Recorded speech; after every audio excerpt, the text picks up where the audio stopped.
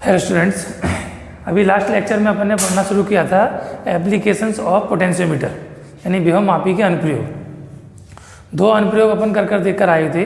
एक तो था विद्युत वाहक बलों की तुलना करना यानी the ratio of EMF to primary cells, और दूसरा एप्लीकेशन अपन ने किया था internal resistance of a primary cell, किसी प्राथमिक जो सेल है उसका आंतरिक प्रतिरोध ज्ञात करना। आज अपन उसके आगे के जो एप्लीकेशंस हैं उनके ऊपर डिस्कशन करने वाले हैं।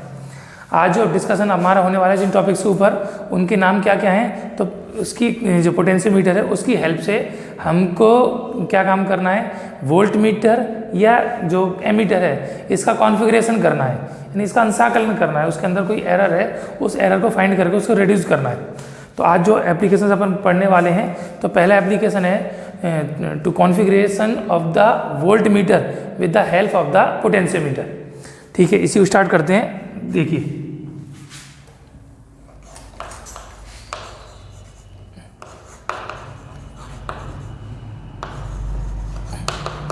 कॉन्फ़िगरेशन ऑफ वोल्ट मीटर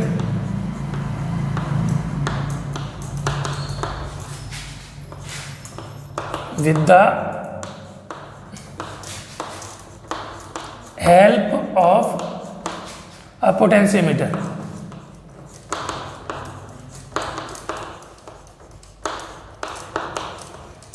तो पोटेंशियोमीटर की हेल्प से हमको कॉन्फ़िगरेशन करना है। किसका कॉन्फ़िगरेशन करना है? वोल्ट मीटर का। तो विभव मापी की सहायता से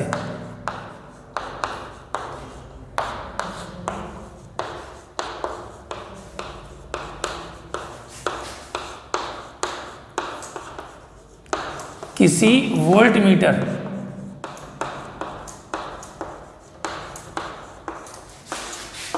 का अंशाकलन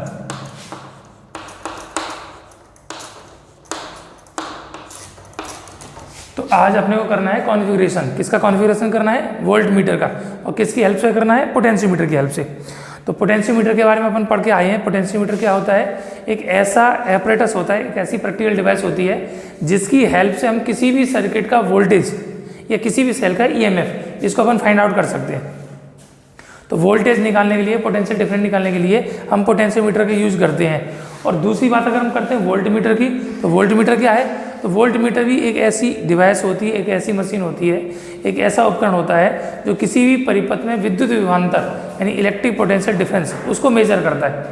तो पोटेंशियोमीटर भी वोल्टेज को मेजर करता है और वोल्ट मीटर भी वोल्टेज को मेजर करता है। लेकिन पोटेंशियोमीटर और वोल्ट मीटर में बेसिक डिफरेंस क्या है? तो वोल्ट मीटर किसी भी सर्किट के वोल्टेज को कब मेजर करता है? जब उसके अंदर हम करंट पास करते हैं। क्या करते हैं? करंट पास करते हैं। जनरली जैसे हमारे घरों में वोल्ट मीटर लगे होते हैं, एमीटर और वोल्ट मीटर सामान्यतः कहाँ पर लगे होते हैं? तो जो भी हमारी मोटर है वहाँ पर स्टार्टर लगा होता है, तो उसके पास एक वोल्ट मीटर है, एक एमीटर है। जिस पर V लिखा है वो वोल्ट मीटर है और जिस पर A लिखा है वो क्या है? एमीटर है। ध्यान में आ गया होगा, आप सभी ने अपने अपने घरों में देखा होगा। तो वोल्ट मीटर की जो सुई है उसका डिफ्लेक्शन कब होता है? जब उसके अंदर कोई ना कोई करंट जाता है, यानी जब इलेक्ट्रिसिटी आएगी, बिजली आएगी, तभी वो डिफ्लेक्शन शो करेगी, अदरवाइज डिफ्लेक्शन शो नहीं करेगी। तो वोल्ट मीटर किसी भी सर्किट के वोल्टेज का मेजरमेंट कब करता है? जब उसके अंदर हम इलेक्ट्रिक करंट को पास करते हैं। बात समझ में आ गई? लेकिन पोटेंशियोमीटर किसी भी सर्किट का वोल्टेज या ईएमएफ या पोटेंशियल डिफरेंस कब मेजर करता है? पोटेंशियोमीटर यानी जो विभव मापी है, तो किसी परिपथ के वोल्टेज को कब मापती है? अभी हम 2-3 एक्सपेरिमेंट करके आए थे, उसके एप्लीकेशन भी करिए थे, इसकी वर्किंग भी करी थी। तो ध्यान कीजिए कब करती है। तो उसमें क्या बताया था कि जब हम जॉकी को आगे पीछे स्लाइड करते हैं और ऐसी पोजीशन लेकर आते हैं जहाँ पर गैल्वेमीटर के अंदर कोई भी डिफ्लेक्शन नहीं है। क्या मतलब है? कि गैल्वेमीटर के अंदर कोई भी डिफ्लेक्शन नहीं है। इसका मतलब क्या है? कि वहाँ पर करंट की वैल्यू कितनी है? 0 करंट है। तो जब करंट उसके अंदर 0 फ्लो करता है तब जो मेजरमेंट करता है तो कौन करता है? पोटेंशियोमीटर यानी विभव मापी। और वोल्ट मीटर कब करता है? जब उसके अंदर कोई ना कोई करंट होता है। नापते दोनों ही वोल्टेज हैं, लेकिन एक कब नापता है? वोल्ट मीटर, जब उसके अंदर करंट को हम पास करते हैं। और पोटेंशियोमीटर कब नापता है? जब गैल्वेमीटर के अंदर करंट का अमाउंट कितना हो जाता है? 0 हो जाता है। तो इसलिए अब परफेक्ट वैल्यू किसकी होगी? विचार कीजिए। तो जो सबसे अच्छी वैल्यू होगी या परफेक्ट वैल्यू होगी वो वोल्टमीटर की रीडिंग होगी या पोटेंशियोमीटर की रीडिंग होगी। तो ऑब्वियसली सीधी सीधी बात है, जिसने कुछ भी नहीं लिया तो उसका मतलब उसने ज़्यादा नापा, और जिसने कुछ लिया तो उसका मतलब कुछ खर्च कर लिया, यानी जो वोल्टेज उसके अंदर सर्किट के अंदर फ्लो हुआ तो कुछ ना कुछ उसकी एनर्जी का कुछ ना कुछ पोर्सन वोल्टमीटर खत्म करता है, खर्च करता है। तो जो मेजर्ड वैल्यू होती है वो उसकी रियल वैल्यू से कुछ ना कुछ कम रहती है, जबकि पोटेंशियोमीटर में ऐसा नहीं होता है। इसीलिए पोटेंशियोमीटर को एक आइडियल वोल्टमीटर, आदर्श वोल्टमीटर भी कहा जाता है। किसको? विभव मापी को। एक नंबर में कई बार क्वेश्चन पूछ लिया जाता है कि पोटेंशियोमीटर को आदर्श वोल्टमीटर क्यों कहते हैं। Why potentiometer is said to be an ideal या परफेक्ट वोल्टमीटर। तो कॉज क्या है उसका कि पोटेंशियोमीटर में करंट की वैल्यू जब जीरो होती है तब वोल्टेज का मेजरमेंट होता है, और पोटेंशियोमीटर उसमें वोल्टमीटर में जब करंट कुछ ना कुछ फ्लो होता है तब होता है। तो दोनों का काम वोल्टेज को नापने का है। अब हमको क्या काम करना है, उसका अंशाकलन करना, मतलब कॉन्फ़िगरेशन करना है। उसके अंदर वोल्टमीटर के अंदर कोई एरर है, उस एरर को हमको दूर करना है।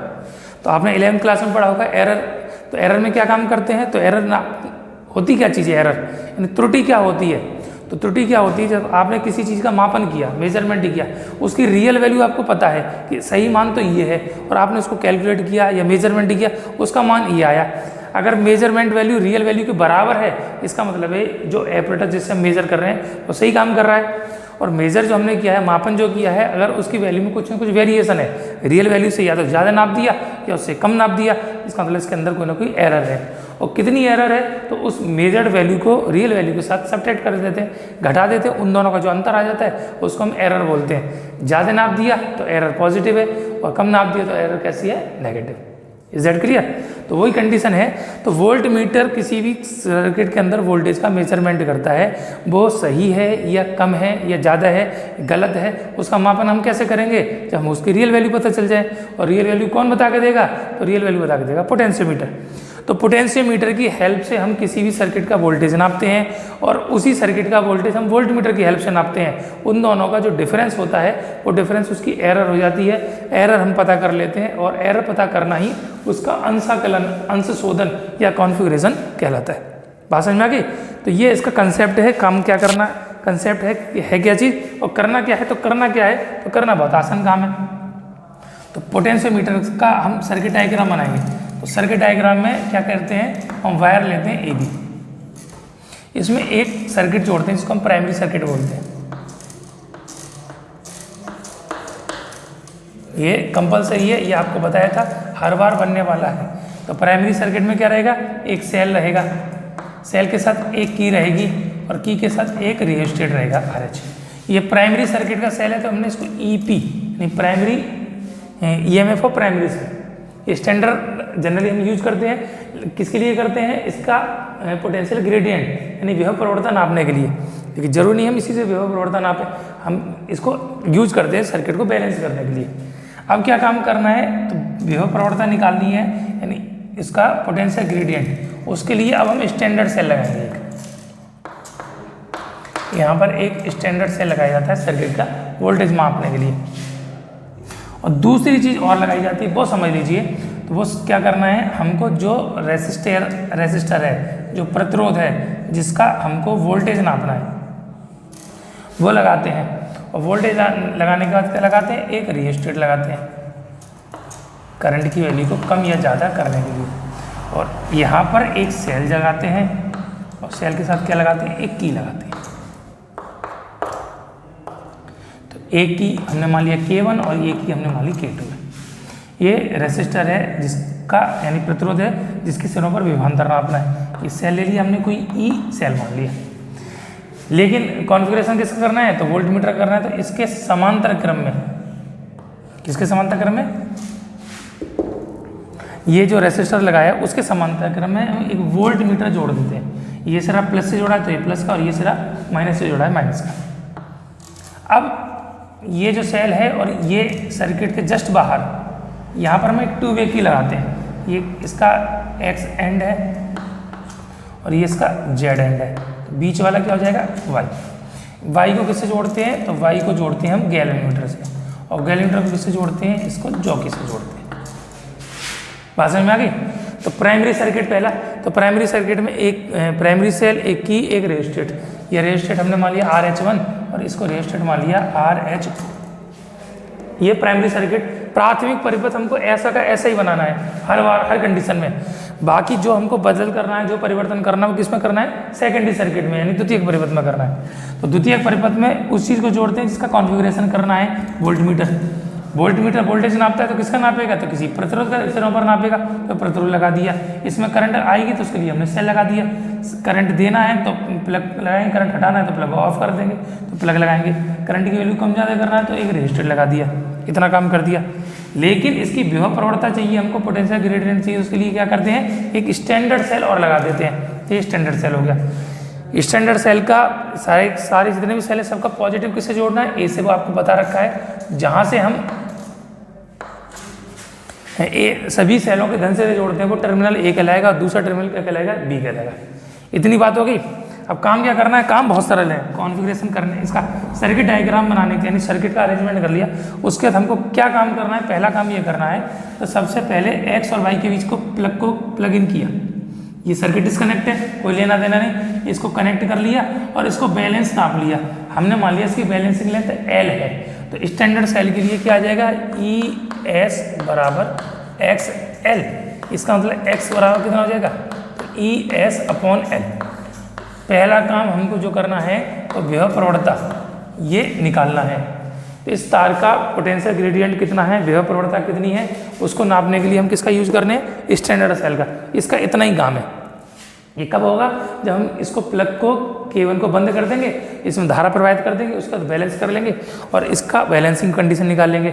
लेंथ हमने L मान ली, L पर लेंथ आ रही है, तो उस जगह ये क्या हो जाएगा, इसको बैलेंस कर देगा, तो ये इसका पोटेंशियल ग्रेडियंट हो जाएगा। ठीक है। अब दूसरा काम जो हमको करना है वो क्या काम करना है कि अब इसका हमको वोल्टेज नापना है। और किससे नापना है, तो पहली बात हमको नापना है पोटेंशियोमीटर से, यानी विभव मापी से। तो उसके लिए हम क्या काम करेंगे, उसके लिए अब K को, जो K2 है, इसको प्लग इन कर दिया और रेजिस्टेंस की हेल्प से मैक्सिमम करंट फ्लो करेंगे। करंट फ्लो होगा इस वायर से, इस रेजिस्टेंस से वायर फ्लो होगा, इस पूरे सर्किट में जाएगा। सर्किट में जाएगा तो इसके एंड पर जो वोल्टेज हो जाएगा वो वोल्टमीटर नाप के दे देगा। तो वोल्टमीटर से हमको रीडिंग मिल गई। तो पहला काम हमको क्या काम करना है, वोल्टमीटर की रीडिंग लेनी है। तो रीडिंग ऑफ वोल्टमीटर,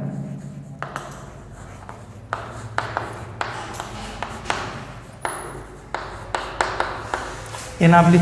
तो ये हमने मान ली इज V, ये इसने रीडिंग नापी तो ये हमने V' मान ली, क्योंकि रियल वैल्यू तो है नहीं, ये वोल्टमीटर नाप रहा है, इसके अंदर कोई ना कोई एरर है, हमको पता है, तो उस एरर को तो दूर करना है।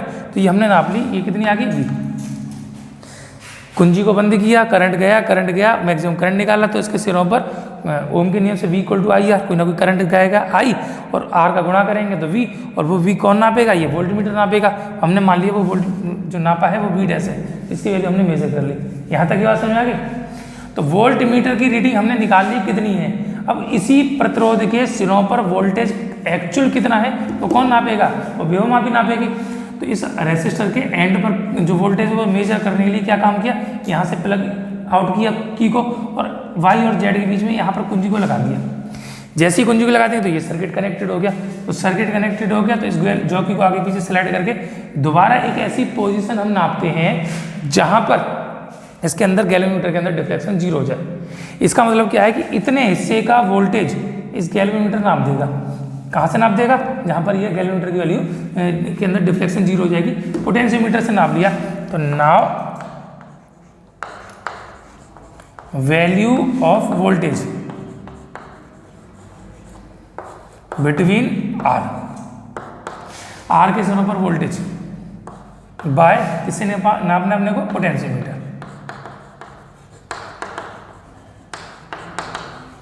मतलब R के सिरों पर वोल्टेज किसकी सहायता से, विभव मापी की सहायता से हमने नाप लिया V। तो क्या होता है, V = X, और ये हमने लेंथ मान ली इसकी L1 आई है। कितनी आई है, ये L1 आई है। ठीक, तो अब हमने वोल्टेज किससे नाप लिया, वोल्टेज नाप लिया पोटेंशियोमीटर की हेल्प से।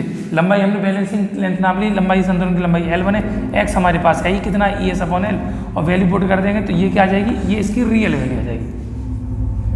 ये वोल्टमीटर की रीडिंग है, ये पोटेंशियोमीटर की रीडिंग है। तो इस R के सिरों का वोल्टेज कितना है उसको हमने पोटेंशियोमीटर यानी विभव मापी की सहायता से नाप लिया। आर के सिरों पर वोल्टेज कितना है उसको हमने वोल्टमीटर की सहायता से नाप लिया। तो एक रीडिंग तो वोल्टमीटर की होगी जो हमने वी डैश मानी है, एक रीडिंग पोटेंशियोमीटर की होगी वो कितनी हमने मानी है, वी मानी है। अब दोनों रीडिंग हमारे पास होगी। तो नाउ एरर इन वोल्टमीटर, वोल्टमीटर के अंदर कितनी एरर है, कितनी त्रुटि है, वो हमको निकालना है। तो delta V is equal to क्या होता है, रियल और वर्चुअल दोनों का अंतर करते हैं, तो V minus V dash value put कर देंगे। तो ये वैल्यू जो डेल्टा V हमको मिलने वाली है ये प्लस की भी हो सकती है और ये माइनस की भी हो सकती है। ये ज़्यादा है ये कम है तो रिजल्ट कैसा आएगा, प्लस का, और ये कम है और ये ज़्यादा तो रिजल्ट कैसा आएगा, माइनस का। तो V माइनस वी डैश। तो इस एरर को हम निकाल लेते हैं। ये जो एरर है वो वोल्ट में है। अगर कोई एरर नहीं है, नहीं दोनों वैल्यू बराबर तो जीरो है, इसका मतलब इस वोल्टमीटर के अंदर कोई एरर नहीं है। जो पोटेंशियोमीटर ने नापा वही वोल्टमीटर ने नापा। सही वैल्यू किसकी है, तो सही वैल्यू पोटेंशियोमीटर की है। ये हमेशा ध्यान रख लीजिए। जो एक्चुअल रीडिंग देगा, रियल वैल्यू देगा, जो वास्तविक मान देगा वो कौन देगा, वो विभव मापी देगा, पोटेंशियोमीटर देगा। तो पोटेंशियोमीटर की रीडिंग को ही हम फाइनल मानेंगे। तो फाइनल रीडिंग किसकी है, पोटेंशियोमीटर की है। और ये वोल्टमीटर ने नापी वो ये रीडिंग है, ये सही भी हो सकती है गलत भी हो सकती है। तो उस गलती को, उस त्रुटि को, उसके अंदर की जो कमी है, जो एरर है, उस एरर का हम मापन कर लेते हैं इन दोनों का डिफरेंस करके। और जो एरर आ जाता है उस एरर को हटाकर ये मान लेते हैं कि वोल्टमीटर के अंदर 2 वोल्ट की, आधे वोल्ट की, चौथाई वोल्ट की कमी है। ये 0.25 वोल्ट ज़्यादा नापता है। तो इसका मतलब जो भी रीडिंग आएगी उसमें 0.25 की वैल्यू हम घटा देंगे। हमको पहले से ही पता है कि इसके अंदर इतनी रीडिंग फालतू नापी जा रही है, तो वो एरर हमको पता लगी। उस तरीके से हम इसका क्या कर सकते हैं, तो इस तरीके से हम इसका कॉन्फ़िगरेशन कर सकते हैं। तो जो भी हमारे पास पोटेंशियोमीटर है उसकी हेल्प से हम क्या काम कर सकते हैं, किसी भी वोल्टमीटर का कॉन्फ़िगरेशन किया जा सकता है। तो ये आपका एक एप्लीकेशन हो गया। क्या काम करना था, इसका कॉन्फ़िगरेशन करना था। किसका करना था, वोल्टमीटर का। और किसकी हेल्प से करना था, पोटेंशियोमीटर की हेल्प से। तो पोटेंशियोमीटर की हेल्प से इस तरीके से हम इसका कॉन्फ़िगरेशन कर सकते हैं। रियल वैल्यू और वर्चुअल वैल्यू दोनों का जो डिफरेंस आ जाएगा, the difference is said to be error, उसका एरर हो जाएगा। उस एरर को फाइंड करना, इस प्रोसेस को कहते हैं कॉन्फ़िगरेशन। तो जो हम इसकी त्रुटि नापते हैं, उस त्रुटि के नापने की जो प्रक्रिया है, जो पूरा प्रोसेस है, उस प्रोसेस को बोलते हैं इसका अंशाकलन, अंश शोधन। ठीक है, तो ये हो गया आपका एक एप्लीकेशन जो था पोटेंशियोमीटर की हेल्प से हमको क्या काम करना था, वोल्टमीटर का अंशाकलन करना था, अंशा शोधन करना था। ये पहला एप्लीकेशन था। अभी दूसरा एप्लीकेशन, मतलब आज इस लेक्चर का दूसरा एप्लीकेशन। वैसे तो आप 2 एप्लीकेशन पहले ऑलरेडी कर चुके हैं। अब नेक्स्ट एप्लीकेशन अपने को क्या काम करना है, भाई वोल्टमीटर की जगह एमीटर का अपने को अंशा शोधन करना है। तो यानी जो कॉन्फ़िगरेशन करना है किसका करना है, एमीटर का करना है। देखेंगे एमीटर का अंशाकलन। तो कॉन्फ़िगरेशन ऑफ वोल्टमीटर, वोल्टमीटर की जगह हमको क्या यूज करना है, एमीटर यूज करना है।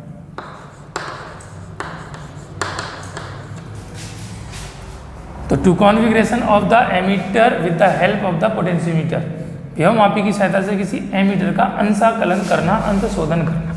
ठीक है, अब इस सर्किट, इसके लिए हम सर्किट जो बनाएंगे तो सर्किट में प्राइमरी सर्किट तो ऐसा रहने वाला है और इसका हमको पोटेंशियल ग्रेडियंट निकालना है। तो उसके लिए स्टैंडर्ड सेल ऐसे रहने वाला है। अब बदलेगा क्या, तो बदलेगा ये जहाँ पर हमने वोल्टमीटर लगाया था,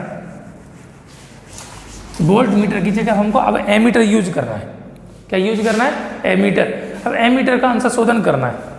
अब भाई यहाँ पर थोड़ा सा एक समस्या आएगी।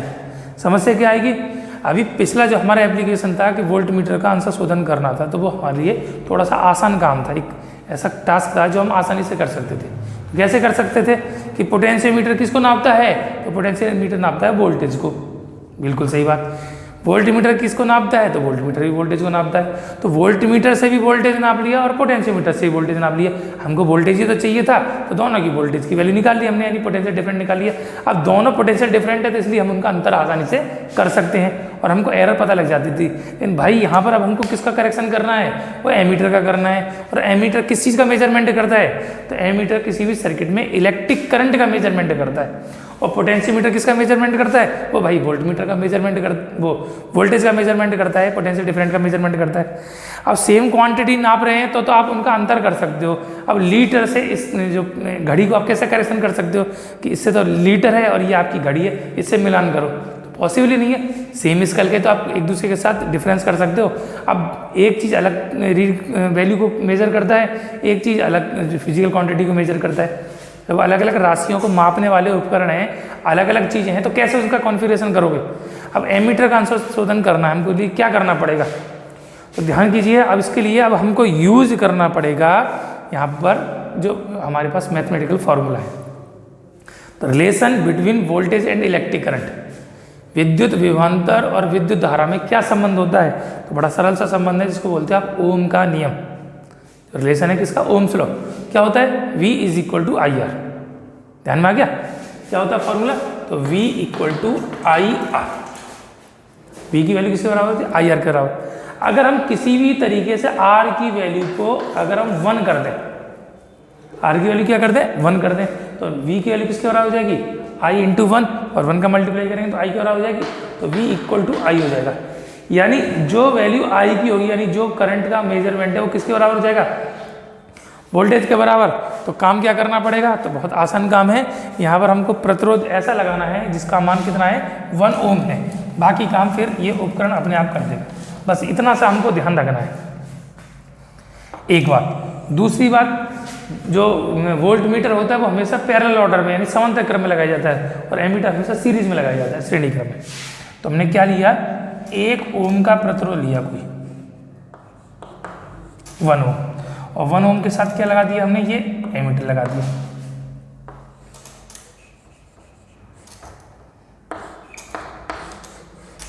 ये रेजिस्टर लगा दिया आरएस2, ये सेल लगा दिया, ये की लगा दिया, ये सेल और ये की K2। बाकी काम वैसा क्या वैसा ही। और यहाँ पर हमने क्या लगा दिया, वही लगा दिया terminal X Y and this is Z। बाकी कोई अंतर नहीं है, सेम एज इट है, वही की वही कहानी है, वर्किंग भी वैसी की वैसी है। तो पहला काम हमको क्या काम करना है, इसको बैलेंस करेंगे, K को प्लग इन किया, इसको बैलेंस किया, इसकी बैलेंसिंग लेंथ हमने L नाप ली, उसकी वजह से हमको क्या मिल जाएगा, ये अब हमको मिल जाएगा इसका पोटेंशियल ग्रेडियंट, X की वैल्यू आ गई हमारे पास। यहाँ तक का काम बिल्कुल एज इट, जैसा कि जैसा उसमें करना था वैसा कि वैसा यहाँ पर कर दिया। करंट की डायरेक्शन और शो करनी है, ध्यान रखिए, ठीक। अब उसके बाद क्या काम करना, इसको प्लग इन कर दिया K2 को, और इसके अंदर हमने करंट फ्लो किया। तो करंट फ्लो किया तो एमीटर कुछ ना कुछ रीडिंग देगा। तो रीडिंग ऑफ एमीटर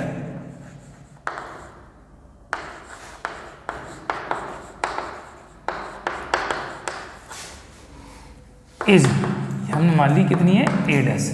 तो इसलिए हमने V डैश माना था वोल्टेज का, वोल्ट मीटर की रीडिंग, एमीटर की रीडिंग है, तो सॉरी A की जगह करंट है तो I, एमीटर नहीं I dash, this is I dash.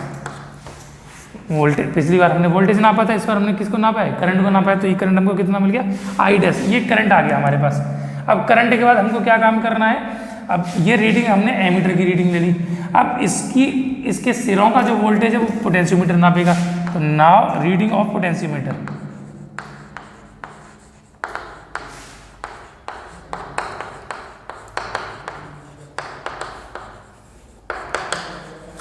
Potentiometer ये हमने मान लिया V है, पोटेंशियोमीटर तो वोल्टेज में नापता है। तो V इज इक्वल टू कितना होगा, XL1 निकलिए हमको। बट V इक्वल टू क्या होता है, I इंटू R। तो अब जो करंट नापा जा रहा है वो I होगा, और R की वैल्यू कितनी है, here R equal to 1 ohm, R की वैल्यू कितनी है, 1 ओम है। तो V equal to I into 1, या V इज इक्वल टू कितना हो गया, I के बराबर। ये हमको क्या मिल गया, I मिल गया। देन वैल्यू पुट करेंगे तो क्या हो जाएगा, I is equal to XL1। V की वैल्यू XL1 है और V की वैल्यू I के बराबर, दोनों कंपेयर कर दिया तो I की वैल्यू किसके बराबर हो जाएगी, XL1 के बराबर। तो ये रीडिंग हमको किसने दी, एमीटर की रीडिंग है, और ये रीडिंग किसने दी, पोटेंशियोमीटर की रीडिंग है। बात समझ में आ गई। पोटेंशियोमीटर नापेगा वोल्टेज ही, लेकिन ओम्स लॉ से हम इसको लगाएंगे तो R की वैल्यू 1 होने की वजह से जो वैल्यू V की है वही वैल्यू किसकी हो जाएगी, I की हो जाएगी। तो ये रीडिंग मिल गई। तो एक इसकी रीडिंग है एमीटर की और एक रीडिंग है पोटेंशियोमीटर की। तो now error in ammeter, delta I is equal to I minus I dash, और ये वैल्यू प्लस की भी हो सकती है और ये वैल्यू माइनस की भी हो सकती है। तो ये जो एरर है उस एरर को नाप लिया है एम्पियर में। इस एरर को हम नाप सकते हैं कि एमीटर की रीडिंग में कितनी एरर है, उस एरर को दूर करके हम इसका कॉन्फ़िगरेशन कर देते हैं। तो इतनी सी कहानी थी, पोटेंशियोमीटर की हेल्प से आपने कॉन्फ़िगरेशन किया। किस किस का किया? वोल्ट मीटर का किया। कॉन्फ़िगरेशन किसका किया? एमीटर का किया। वोल्ट मीटर की वैल्यू हमारे पास आ गई और एमीटर की रीडिंग हमारे पास आ गई, और दोनों का जो अंतर आएगा उस अंतर की वैल्यू जो हो जाएगी वो उसका त्रुटि कहलाएगी, उसकी एरर कहलाएगी। तो इस तरीके से हम पोटेंशियोमीटर की हेल्प से वोल्ट मीटर को भी कॉन्फ़िगरेशन कर सकते हैं, यानी उसका अंशाशोधन कर सकते हैं, अंशाकलन कर सकते हैं, सुधार कर सकते हैं। ऐसी एमीटर के साथ भी हम इसका अंशाशोधन यानी कॉन्फ़िगरेशन कर सकते हैं। बात समझ में आ गई? तो ये आपका चैप्टर था जो इलेक्ट्रिक सर्किट लेसन नंबर 6, ये आपका आज कंप्लीट हो गया। इतना सा काम इसके अंदर था। एक बात उसको अलग से मैंने और बताई थी, तो वो बात क्या थी कि इसमें वोल्ट मीटर और पोटेंशियोमीटर में कौन ज़्यादा सही है। तो ज़्यादा सही कौन है? वो ज़्यादा सही है पोटेंशियोमीटर। क्यों ज़्यादा सही है? इसलिए सही है कि पोटेंशियोमीटर किसी भी सर्किट में रीडिंग को मापन कब करता है, उसकी वैल्यू का रीडिंग कब करता है, उसकी जो मात्रा है उसका मापन कब करता है, जब उसके अंदर कोई भी करंट नहीं जाता है, यानी आई की वैल्यू कैलकुलेटर में 0 होती है। तो उस समय जो मापा गया मान है वो परफेक्ट मान है। वोल्ट मीटर कुछ ना कुछ धारा खत्म करता है, कुछ ना कुछ एनर्जी ले लेता है, उसके बाद नापता है। तो रियल एनर्जी से कुछ ना कुछ कंज्यूम होगी, और वोल्ट जो पोटेंशियोमीटर है वो कोई भी एनर्जी को कंज्यूम नहीं करता। इसलिए परफेक्ट वैल्यू किसकी होगी? पोटेंशियोमीटर की होगी, यानी विभवमापी की होगी। इसीलिए विभवमापी को एक आदर्श वोल्ट मीटर भी कहा जाता है, आइडियल वोल्ट मीटर। कौन? पोटेंशियोमीटर। एक बात। दूसरी बात, एक चीज़ और दिखाई थी, इसकी सुग्राह्यता, सेंसिटिविटी ऑफ द पोटेंशियोमीटर। तो सेंसिटिविटी कैसे बढ़ाई जाती है? सेंसिटिविटी होती क्या है? तो सेंसिटिविटी का मतलब है कि उसके अंदर छोटा मोटा भी वेरिएशन करें अगर रीडिंग के अंदर, तो उसका डिफ्लेक्शन हो। तो जैसे क्या होता है कि हम जॉकी को टच करते हैं और कैलमीटर का सुई कहीं कहीं जा रही है, यहाँ पर टच करने पर भी वहीं जा रही है और यहाँ पर भी टच करने पर भी वही रीडिंग जा रही है। इसका मतलब है इसके अंदर कुछ ना कुछ कमी है। थोड़ा सा भी हटाने पर, जॉकी को जरा सा भी आगे पीछे हमने टहलाया, जरा सा भी आगे पीछे स्लाइड किया, उसके अंदर डिफ्लेक्शन शो हो, छोटे से छोटे डिफरेंस का भी डिफ्लेक्शन शो हो। आप थोड़ा सा भी खिसकाते हो, उसके अंदर पर्याप्त विक्षेप हो रहा है कैलमीटर के अंदर, तो इसका मतलब है कि आपका ये उपकरण सेंसिटिव है। इसलिए इसकी सेंसिटिविटी को बढ़ाने के लिए क्या किया जाता है? तो सेंसिटिविटी को बढ़ाने के लिए इसकी जो वायर है उसकी लेंथ को मैक्सिमम लगाते हैं। तो कैसे लगाते हैं? कैसे समझ लीजिए, जैसे उदाहरण के तौर पे घर में जैसे किसी अनाज को साफ़ करना है, अनाज जैसे ले लिए, उदाहरण के तौर पर हमने दाल ले ली है, चावल ले ली, उसको बनाना है, पकाना है, उसको फिर हम उसको साफ़ करते हैं। आपके घरों में आपकी मम्मियाँ करती होंगी जब बनाते हो भोजन, तो कैसे करते हैं? उस छोटे बाउल में करते हैं, बड़ी थाली में करते हैं। तो छोटे बाउल में तो नहीं करते क्योंकि एक ही जगह बहुत सारे हो जाएंगे, तो क्या करते हैं? उसको थाली में करते हैं जिससे वो फैल जाए। तो जितना ज़्यादा फैलेगा उतना ही उसके अंदर जो गंदगी है वो हमको आसानी से ढूंढने से मिल जाएगी। इसलिए तार को हम मैक्सिमम लंबाई का लेते हैं जिससे वोल्टेज फैल जाए। तो हर एक हिस्से में छोटा छोटा वोल्टेज आए। आपने कम जगह कर दिया तो ज़्यादा वोल्टेज आएगा। अब डिफरेंस 1 सेंटीमीटर पे आधे वोल्ट का है, तो आधे सेंटीमीटर आप फाइंड नहीं कर पाओगे। इसलिए हम क्या काम करते हैं? 1 सेंटीमीटर पर कम से कम रीडिंग आए, जिससे हर 1 सेंटीमीटर पर उसकी रीडिंग बदलती जाए, वेरिएशन आता जाए। इसके लिए इसके वायर को हम क्या करते हैं? मैक्सिमम लेंथ का करते हैं। ठीक है, इस तरीके से आपका चैप्टर कंप्लीट हो गया। Thank you.